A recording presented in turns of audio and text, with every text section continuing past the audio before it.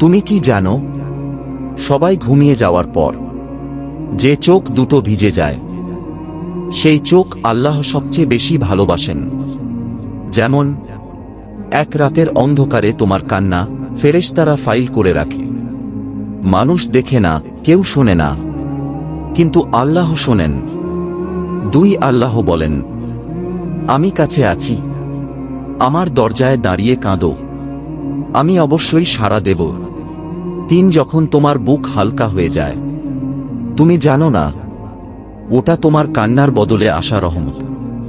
4 যে বান্দা রাতে তোবা করে, আল্লাহ তার দিনের পাপগুলো লুকিয়ে দেন, মানুষ জানতেও পারে না তুমি কত ভুল করেছ, কারণ আল্লাহ ঢেকে দেন। 5 রাতের কান্না রিজিক বাড়ায়। তুমি ভাবো ব্যবসা, কাজ, চাকরি সব চেষ্টা করো, কিন্তু বারকাহ আসে হৃদয় ভেঙে আল্লাহর সামনে দাঁড়ানোদের জন্য।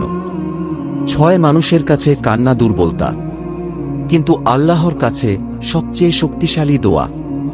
তুমি যখন বলো আল্লাহ আর পারছি না, তখন আল্লাহ বলেন, আমি আছি, আমার বান্দা। 7 রাতের কান্না পাপকে ধুয়ে ফেলে, এক ফোঁটা অশ্রু আগুনের শাস্তি নিভিয়ে দেয়। 8 রাতে যে দোয়া করো, তার এবং তোমার মাঝে কোনো পর্দা থাকে না। ফেরেশতারা বলে, হে আল্লাহ, এ বান্দার দোয়া কবুল করো, এ আজ কেঁদেছে। 9 যে রাতে তুমি কাঁদো, সেই রাতে আল্লাহ তোমার ভাগ্য লিখে দেন নতুন করে। তোমার টেনশন, কষ্ট, ভয় সবকিছু বদলে যায় দোয়ার বরকতে। আজ রাতে কিছু সময় একা থাকো, হাত তোলো আর বলো, ইয়া আল্লাহ, আমি ফিরে এসেছি।